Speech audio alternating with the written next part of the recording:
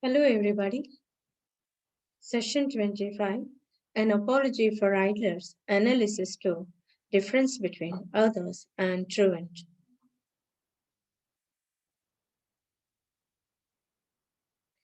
This essay is a fine example of Stevenson's scheme of values opposed to modern ideas such as working hard, reading books, education in schools and colleges. He says that education of the streets is even better than the education in the classrooms. In continuation of this, he gives the example of truant who is different from others. Others, in the sense, who go to school regularly and think that they get all knowledge from school only. The present session looks at the perspectives of Oral Stevenson's with regard to others and truants. Truant is a pupil who stays away from school without leave or explanation, and others are those whom parents and elders usually advise to study books with diligence to obtain knowledge. Difference between others and truant. According to Stevenson, a truant would have more experience in life when compared to others. Truant begins his life along with others but leaves a different picture. He has time to take care of his health and his spirits. He has been a great deal in the open air, which is salutary of all things for both body and mind. He has never read the great books, but skimmed it over to excellent purpose. Truant has more important quality than those his wisdom. Wise man versus truant. Odyssey Stevenson visualizes a worldly wise man angry with a young truant because he runs away from classroom to enjoy nature. The young man tells the wise man that he wants peace and contentment. The wise man is again angry with him and asks him to go back to school. But Oral Stevenson supports the truant. The author says that knowledge can be obtained from the streets and nature too. This knowledge is better than that of school or college. A truant is wandering along with open places because nature is an open book. It is full of knowledge and wisdom. One can obtain wisdom by enjoying the beauty of nature, the sweet songs of birds, the rustle of leaves, and the murmuring sound of the flowing river, and the breeze can give you food for thought.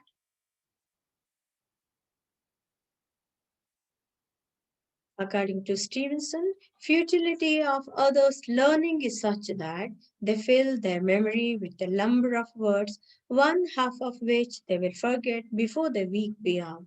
Whereas truant may learn really useful art like play the fiddle, speak with ease, and opportunity to all varieties of men. Others plied their books diligently and know all about one branch come out of the study with an ancient and owl like demeanor, and grow dry, stockish, and despotic in all the better and brighter parts of life. Make large fortunes, but remain underbred and pathetically stupid to the last. Examples of historically important persons. Stevenson gives the example of literary giants like Charles Dickens, Shakespeare, and Balzac learned lessons from the streets. They enjoyed nature, the flow of the rivers, the waves of the sea, the blue sky, the meadows and hills and valleys gave man more wisdom than what he gets in the classrooms. If a young man completely depends on books for knowledge, he is a fool, as Lady of Shalott. In Lord Tennyson's famous poem, Lady of Shalott, the beautiful lady is under a curse, weaving a web day and night looking at a mirror. She can see only shadows. She cannot see the real life. Similarly, a bookworm is also like the Lady of Shalott, and he can never enjoy life, which is full of experience and beauty of nature. Benefit of being idle. Idleness helps a man to develop a strong individuality, and he is very sociable and takes interest in mankind. He is a man of great experience in life, and he knows how to make others happy. He has practical wisdom and can solve problems of life with a smiling face. The idler is energetic and happy, so he can make others happy too. A note on the Lady of Shalott. Popularity of The Lady of Shalott. Alfred Lord Tennyson, a great British poet, wrote The Lady of Shalott, a ballad known for its themes of melancholy and death. It was first published in 1833. The poem unfolds the story of a lady who is mysteriously imprisoned in a tall building of Camden. It then illustrates how magic plays a significant role in one's life. The Lady of Shalott as a representative of death. The poem narrates the tragic story of a lady who is imprisoned on an island. No one can see her except the farmers who listen to her song while working in their fields. Everything around her is gloomy and colorless. She is not allowed to look outside through the window. Rather, she sees the outside world through a mirror. To her, the reality is confined to the images she perceives through that mirror.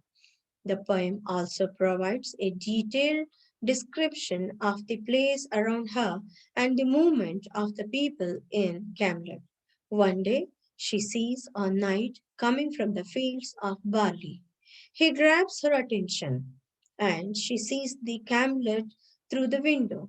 As a punishment, she writes her name on the board, signs her last song, and dies. Major themes in The Lady of Shalott: isolation, detachment, and the supernatural elements are the major themes of this poem.